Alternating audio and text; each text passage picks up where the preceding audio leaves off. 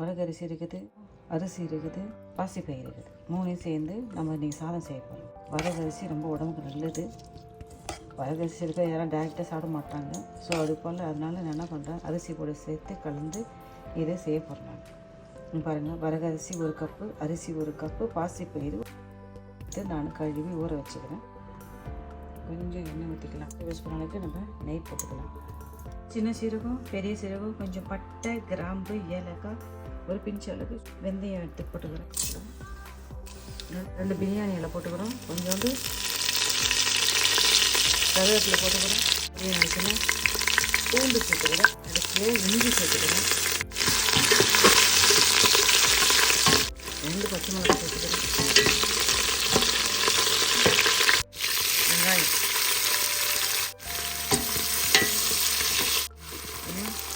தக்காளி பழம் போட்டுக்கலாம்.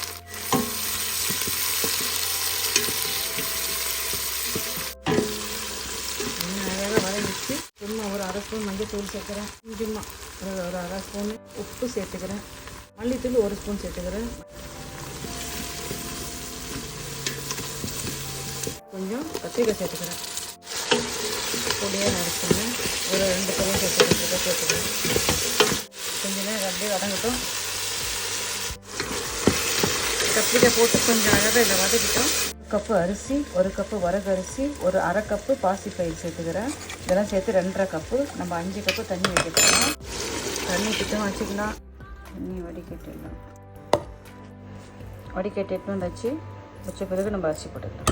தண்ணி நல்லா கொதிக்கிட்டு உப்பு போட்டுக்கலாம். நம்ம இதில் அரிசிக்கு சேர்த்து உப்பு போட்டுக்கலாம். தண்ணி வடிகட்டி வச்சுருந்தா அரிசியை நம்ம சேர்த்துக்கலாம். உப்பு காரம் பார்த்துங்க. மூடி போட்டு கொஞ்சம் வேக வைக்கலாம். பாருங்கள், தண்ணியெல்லாம் சுண்டிடுச்சு. வரகரிசி சாதத்துக்கு கொஞ்சம் புளிப்பு இருந்தால் நல்லாயிருக்கும். ஸோ அதனால் நான் என்ன பண்ணுறேன், கொஞ்சம் லெமன் போட்டுக்கிறேன். நான் சும்மா லெமன் கொஞ்சம் லெமனு,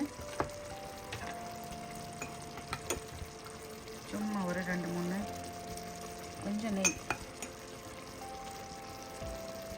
கொஞ்சம் நெய் அப்படியே மேலே போட்டுட்டு கொஞ்சம் மூடி போட்டு தம் போடலாம்.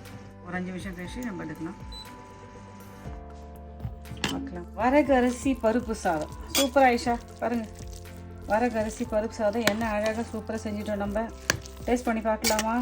சாப்பிட்டு பார்க்கலாம் வாங்க.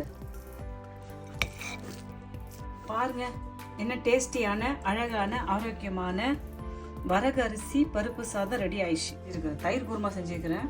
அதுக்கு நான் தயிர் குருமா செஞ்சுருக்கிறேன். நான் நினைக்கிறேன் இதுக்கு இது நல்ல சூப்பரான ஒரு காம்பினேஷன் நினைக்கிறேன். நீங்களும் வீட்டில் இதே மெத்தடில் செஞ்சு பார்த்துட்டு உங்கள் கமெண்ட் எனக்கு சொல்லுங்கள். பாய். தேங்க்யூ.